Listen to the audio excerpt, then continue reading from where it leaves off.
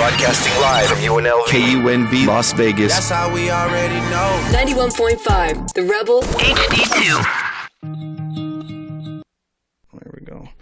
All right. ACAB Radio in the house. I just want to remind everybody we are listener supported. 91.5, The Rebel HD2, KUNV Las Vegas. I'm going to drop the request line as well.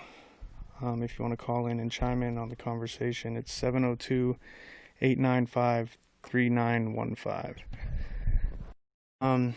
Yeah, it's been another crazy week. Might as well dive into... Do you want to talk about Kelly wrote another article. It's up on Nevada Cop Block. If you don't know, now you know. It is nvcopblock.org. Yeah. Kelly banging out articles on there, interesting stuff that the local and even like national news doesn't really cover. A lot of people probably didn't see this because I did it this morning, and then I went to bed, so I didn't share it around a lot. I shared it to like the main pages. But this is a video that's been going around. It was originally posted on TikTok, and it's labeled as a viral video. Which about every other video that gets posted now on Facebook is posted as like a viral video. So I don't know like how much like reality that is, but it's been making the rounds, and there's a Buzzfeed article on it, which is linked in the post. And what happened is this girl was driving, and she had her boyfriend with her, and they also had their newborn child in the car. And they got pulled over because she was speeding, and they demanded his ID, and he refused to give it to them, and they yanked him out of the car and then arrested him. And after the fact, after a lot of people complained and said that it was racial profiling, and there's a lot of different nuances going on with that. Like, for one, she's a white girl and he's a black guy. So there's allegations that they were targeted because of that.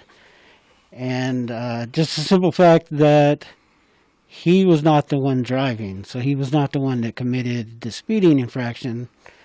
But they still are demanding his ID, which is actually not terribly uncommon among the cops. They want to get everybody's ID. Basically, any excuse they can use to get somebody's ID, they will. But after the fact, after those criticisms came out, and also criticisms of excessive force because of the way they pulled him out of the car, they had a spokesperson for the police department, and it's Ann Arundel, which is in Maryland. Came out and said that they weren't targeting him because they didn't know anything about his criminal record, or whether he had a warrant, or his history prior to stopping them. So the reason she's saying that is to refute this idea that they're profiling him and stopping him based on wanting to arrest him. But the problem with that is that she's essentially admitting that they had no legal reason to detain him. He was a passenger in the car. The warrants that came out after the fact are not something that they knew at the time. So they didn't have any reasonable suspicion that he was committing a crime that they could use to detain him, which means they had no right to order his ID, because you have to be legally detained before you're required to show people ID. And so them pulling him out of the car and using force against him and arresting him should not have happened, because they had no reason to demand his ID. So they had no reason to essentially retaliate against him for not showing his ID. Yep. That's crazy. Like, yeah, you definitely don't have to show your ID if you're being pulled over or if whoever you're with is driving, you're a passenger. You don't need to show your ID. Because the reasonable suspicion that they have of a crime being committed is a driving infraction. So that only pertains to the driver. They'll almost always ask you, if you're a passenger, for your identification, which you absolutely, by law, do not have to provide. I think you do have to give your name and date of birth, right? Only if you're being detained. Okay. And in fact, you don't have to show them physical ID if you're being detained. You only have to identify yourself. Gotcha. And in order to do that, you only have to give them your legal name. And outside of that, they have no reason to ask you for any sort of information. If they ask you where you're going or where you came from or any of those things, even if you're the person being cited, you're not required to tell them that. That's part of the Fifth Amendment. And cops will tell the cops, and part of it is just a pretense to get you speaking and to see if you're trying to hide something, because that's part of their investigative training that they get. So they'll try to engage you in a conversation, see if you have like a reasonable place that you're going to, or if you're, like trying to evade that question. But the thing is, you don't have to tell them any of that.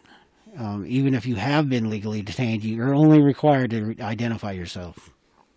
Gotcha. And if you're driving, you do have to show ID because of, you're required to have a license in order to drive, so you'd have to show them a driver's license.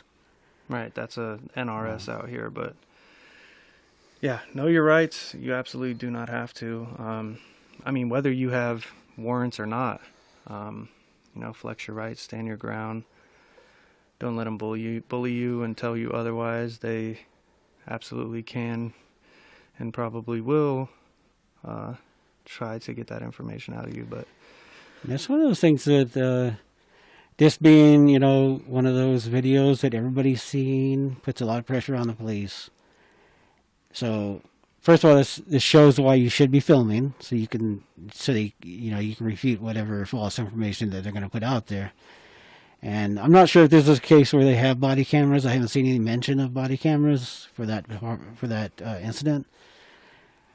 But even if they have body cameras, they can still hide what they have. Such stuff can mysteriously disappear, or malfunction, or they forget to turn it on. On top of that, the reason you want to know your rights is because if they pull you out of the car and you are under the impression that they have the right to arrest you based on you not showing ID, a lot of people, they get arrested on a Friday, they go to court on Monday, and they take a plea deal, and it doesn't matter what your rights are because you've already pleaded guilty to something that you actually shouldn't have done. It shouldn't have pled guilty to because you realistically didn't do that crime that they're accusing you of. And even in this case where he has warrants, somebody with a good lawyer, if you have an incident where it's excessive force or them violating your rights, a lot of times they can get those kind of things thrown out, or at least reduced to a non-warrant offense where you just have to go to court for whatever the original offense was, based on their breaking of the law, actually, their misconduct. yeah, it's hard and it's tricky with like a warrant situation, but what lawyers absolutely can argue is if you're a passenger and say you've got drugs on you, which should be legal, by the way, in the drug war, but if you have something that's illegal on you and they want to pull you out of the car and search you, they can't do that just based on somebody speeding. You get pulled over, a driver gets pulled over for speeding, you're a passenger, you refuse to identify yourself. They can't pull you out of the vehicle and search you because you refuse to identify yourself, or for whatever reason, because you're a passenger, you didn't commit any crime. You have rights. That's not to say that they won't do these things. They step out of line all the time, right? But if you have a good lawyer, you go to court, and anything illegal that they found on you, I forget what they call it. It's like poison fruit or something. Basically, that evidence was gained illegally.